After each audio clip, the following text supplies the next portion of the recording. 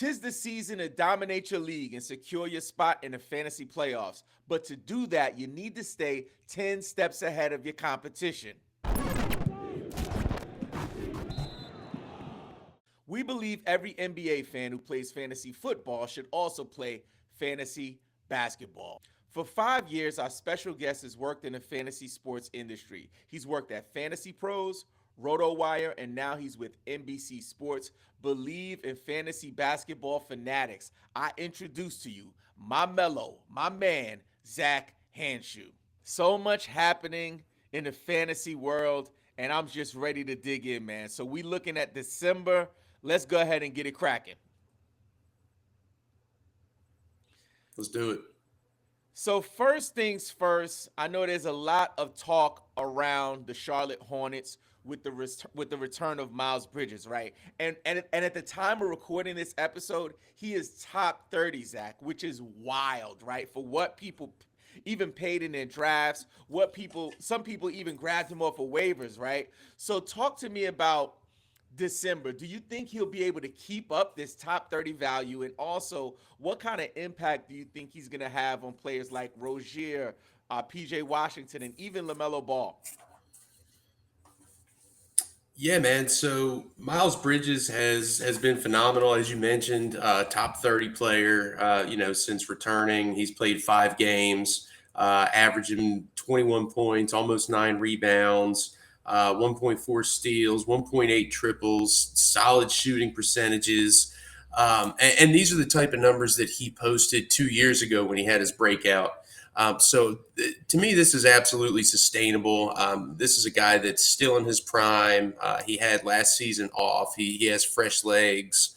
I think it's worth noting LaMelo Ball got injured in his last game, but in 4 full games that he played alongside Miles Bridges, he had his best scoring stretch of the entire season. I think that's definitely something to keep an eye on moving forward.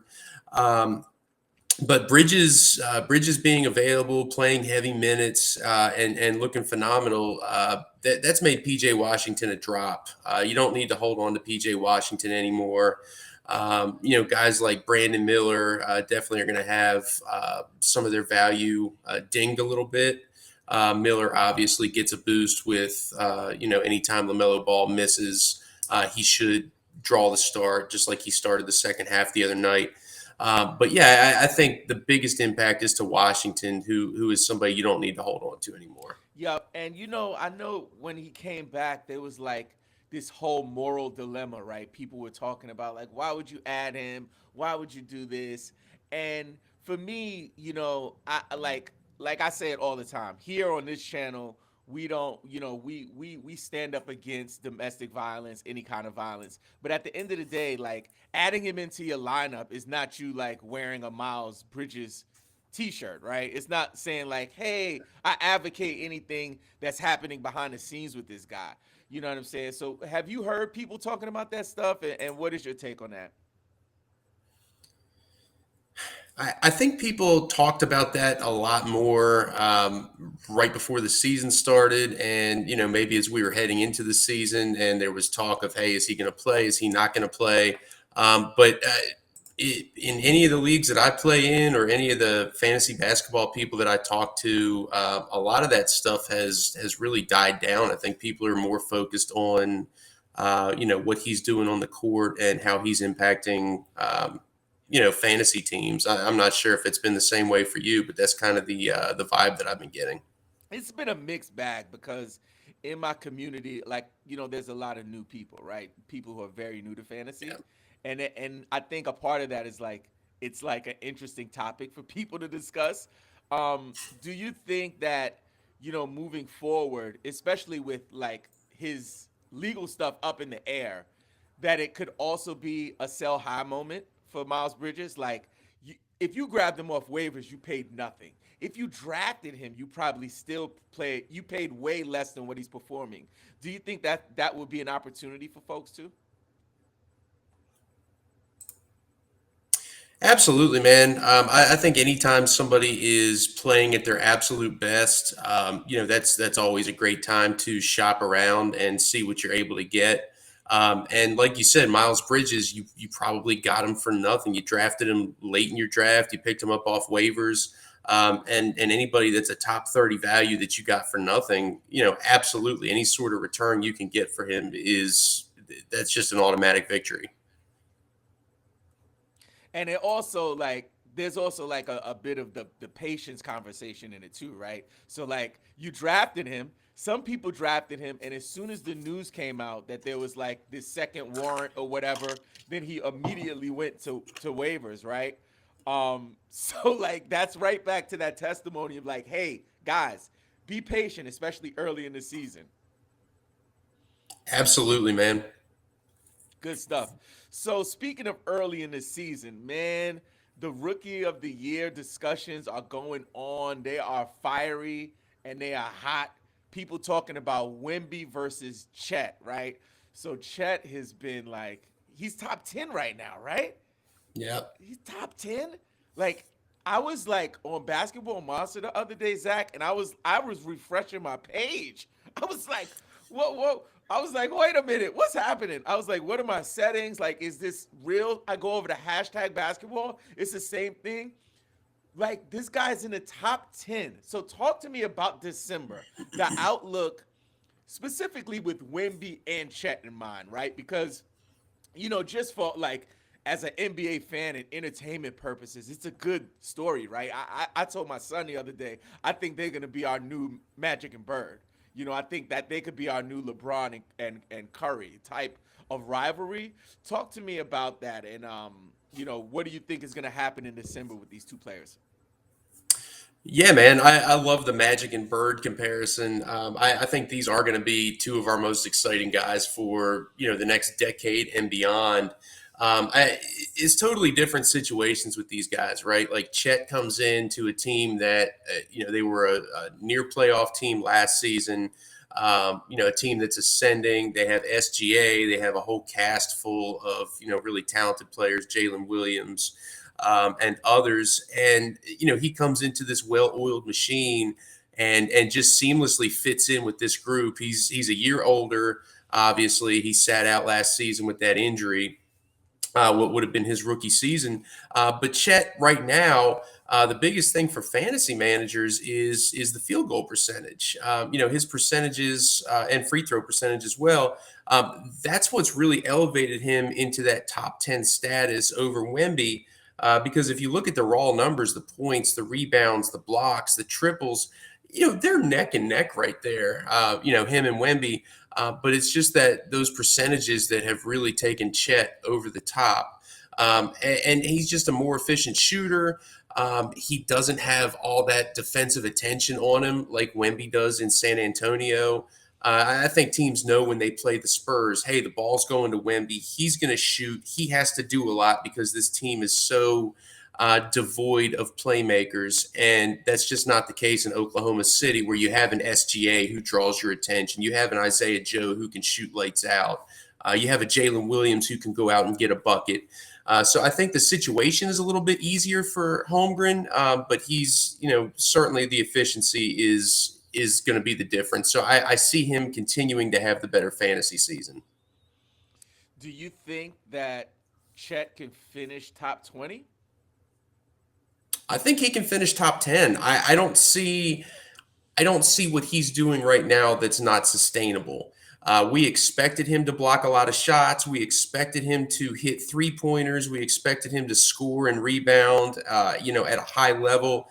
I don't think people expected him to be this efficient. So maybe we see a little bit of a decline there.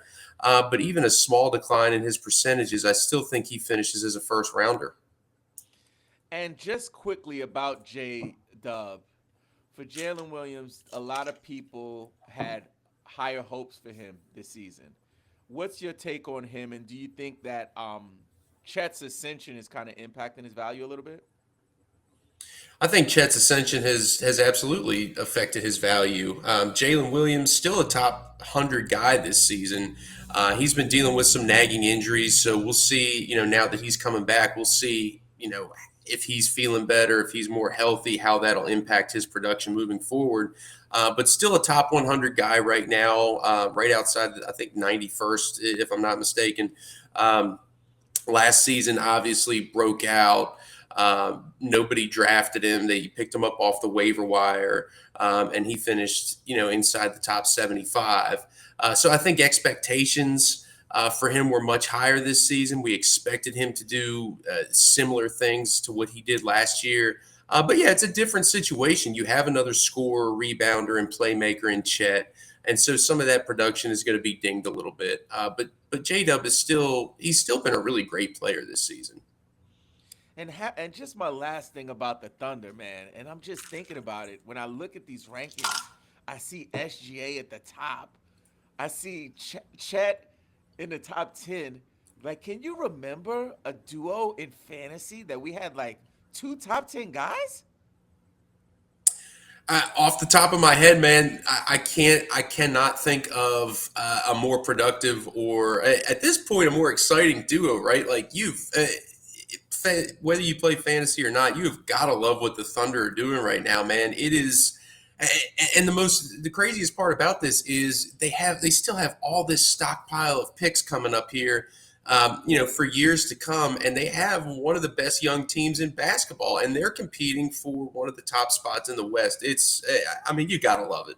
It's wild. Like honestly, I always think about like, okay, the when you stack, it's typically a fantasy football thing, right? Like Yeah. some people might like stack accidentally, but it's not something people like really in fantasy basketball. Let me go ahead and stack these two players. But I can't think of like a first rounder that was paired with a first rounder. You might get lucky with the second or third rounder, like AD LeBron type situation, even like a Tatum and Jalen Brown situation. But this is wild. Man, I'm like shaking my head again. I was hitting refresh, Zach. I was like, this is not. What did I wake up to? Like he was just in the top 20. Like he was top 20. He jumped the top 10. I don't know. I'm excited about it too, man. Um, so talking about guys to keep it going in December, Tyrese Maxey has been otherworldly this season, right? Since the Harden trade went down, like he is really like people are saying he's going to be the SGA of this season, the guy that's taking that leap.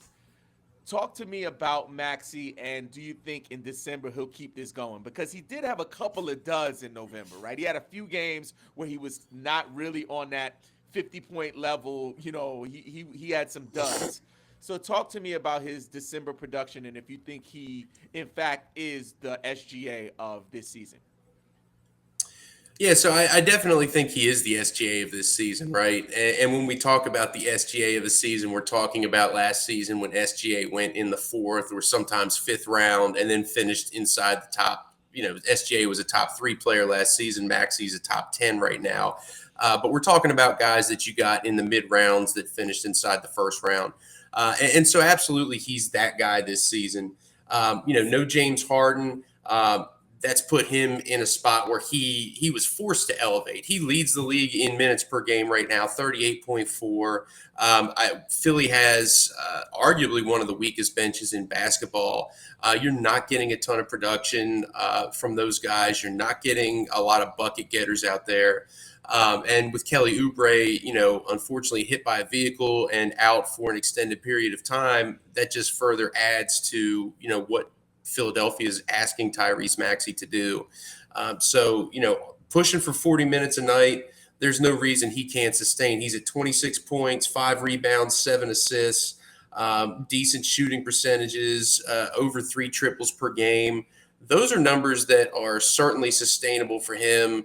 And especially it's him and Joel Embiid. Like the team runs through them. If one of those guys is not feeling it for a given night, they're not going to win a game. So he has to be on every night. He cannot take games off if Philly wants to continue winning in the East. And so I see him as a young guy without an extensive injury history. I see him as a guy that can continue this run all season. Yeah, I agree. I think that he will maintain his value in December and he will continue to produce throughout the year. Just on the idea or the question of this year's SGA, do you think that Chet is in that conversation too? Or I think Chet is, yeah. I don't see why Chet wouldn't be in that conversation because he was a guy, as we said, drafted in that, some people took him in the third round, but third, fourth, maybe sometimes fifth round. And he went consistently a round or two after Wemby. And obviously, he's pushed past Wemby in terms of overall fantasy value. So I think just given that there was that kind of neck and neck, who's going to be the top fantasy guy this year, who's rookie of the year, all the hype surrounding Wemby and less so with Chet, I think that's kind of added to his mystique this season that he went after a guy with a similar skill set, 7-footer who could dribble, who can shoot, who can pass, block shots, shoot threes. It's been a lot of fun, man. who do you think will finish higher this season? Or who? Let me reframe that. Who is most likely to finish top 10? Chet or Maxi? Ooh, if I had to pick one, I think they both can do it. If I had to pick one, oh man, I'm gonna have to go with Chet. I think it's easier and I know he shoots outside shots, but guards finishing inside the top 10. Um, ah, I mean, they often do, but I think Chet is more likely to maintain his high efficiency. And we all know blocks and 3-pointers for a big man are a fantasy cheat code. So I think I would go Chet in this situation. Love it. I think I'd go Chet too, just because the efficiency. It's Yeah. like it's scary, man. It's scary good. It's scary Yeah, good. it is. And I've been watching games a lot more lately, like full games, and I got the league pass, and I'm like getting to see some of these out of market games, man. And these Thunder are no joke. So I think he could finish in the top 10 as well. So, really quick, this episode is presented to you by Bet Online. The last of the major pro sports leagues is off and rolling, and college basketball is ready to go as well. Bet Online remains your top spot for all your live betting action and contests. NFL, college football, UFC, and NHL are in full swing. Bet Online is your number one source for wagering news, odds, trends, and predictions. All the hoops betting action, along with every sport available at your fingertips, with both desktop and mobile access at any time. Head to BetOnline today and remember, use our promo code BELIEVE for 50% off on your welcome bonus on your first deposit. Head to BetOnline today and remember to use your promo code for your 50% welcome bonus on your first deposit. BetOnline, where the game starts. So, Zach, you know what people want? People want to know the players they need to. That's what people love to hear. People are like, yo, tell me who to grab and who to hold. So, my next question is what players are you looking at to stash for in preparation for December? Which players are you looking at to stash in December? Yeah, man. So you and I talked briefly before the show about the in-season tournament that's coming up. So obviously we're recording this show on Tuesday, the 28th, and this is the final day of group play. And so as we're talking right now, we only have two teams that have clinched. Right, we have Indy representing right here, and we have the Lakers. So both of them went 4-0 in their group play. They won their respective groups, and they're in. And so we have 6 other spots up for grabs, 3 in each division, or each East and West. And so right now, as we're looking at the remaining teams available, the teams most likely to join the Lakers in the West, they're going to be the Kings, Pelicans, and Suns. And out east, it's going to be Milwaukee and Orlando. I'm not sure who's going to get that final 4th spot for the East, but those are the 7 teams right now that I feel most confident in. Some of the guys that I'm taking a look at, I'm just going to throw some names out here. For the Pacers, I'm looking at Obi Toppin. He's been a top 90 guy over the last week. He's been starting even with Aaron Nesmith in and out of the lineup. Jordan Hawkins been lights out with scoring and triples. His percentages are starting to come up. It's something that's been kind of flimsy with him as a rookie, but starting to trend in the right direction. Max Christie, 27 minutes per game over his last four with Cam Reddish banged up. Hasn't been doing much, but good for deeper leagues. Eric Gordon, obviously, Phoenix has been banged up all season. 3.8 triples over his last four, top 80 guy. Grayson Allen and Nasir Little for Phoenix, deeper league guys. Malik Beasley starting to pick it up here over his last four. 6.7 rebounds, 1.7 steals, and 2.3 triples. Top 85 guy over the last week. And Cole Anthony still available in over 40% of leagues. He's been 25-6 over his last four games. A top 50 player, continuing to excel and get point guard minutes with Markelle Fultz out. And he's a guy that is a must add, especially with Orlando, most likely to make the in-season tournament. So there's a handful of guys that I'm looking ahead to at least kick off December and beyond. Love it, love it, love it, love it. And talk to me about some potential waiver ads that could be rest of season holes. And just maybe even people that they need to pay attention to, monitor, put on their watch list. You have any guys like that? Yeah, so there's a couple that I'm looking at right now. Obviously, devastating news about Jalen Johnson out. I've seen 3 to 4 weeks. I've seen 4 to 6 weeks. Minimum, he's going to be out 3 weeks. And so with that, we're looking at Sadiq Bey. Sadiq Bey was the hot waiver ad. But DeAndre Hunter has really been balling, over his last few games. So DeAndre Hunter, somebody that I'm absolutely keeping an eye on, as well as Sadiq Bey. We're doing a little Bey watch here. Down in Miami, obviously we've seen Jaime Jaquez, the rookie, Jaime Jaquez Jr., the Triple J of the East, as we like to call him. He has been phenomenal for Miami. And as we know, Miami this season, they lost a couple of key guys in the offseason, Max Strus, Gabe Vincent. So there's minutes available there for Heat culture. And Jaquez looks like the guy that is next up to really take the next step forward for them and play some big minutes. So he's a guy that can be a top 100 guy the rest of the season. So I love him as an ad right now. Some other guys that I'm taking a look at here. Jaden Ivey started the season on the bench, has started recently, has really been putting up some solid numbers, 16.5 points, 4 rebounds, 4.3 assists, solid shooting from the field, still kind of weak from, that free throw percentage, but a guy that's really starting to come alive here recently. And if he sticks in the starting five, I think he's worth adding. Couple other names here that I'm looking at. Out in Indy, another guy in deeper leagues, or if you have a dart throw, Isaiah Jackson. We always look at this guy as somebody that is huge on a per minute basis, but just doesn't get the playing time. Jalen Smith got injured Monday and didn't return. Jackson has been trending up over his last 5, and Smith has been kind of trending in the wrong direction. So I'll take a look at him as well. Scoot Henderson, as he kind of gets back into game shape following his injury.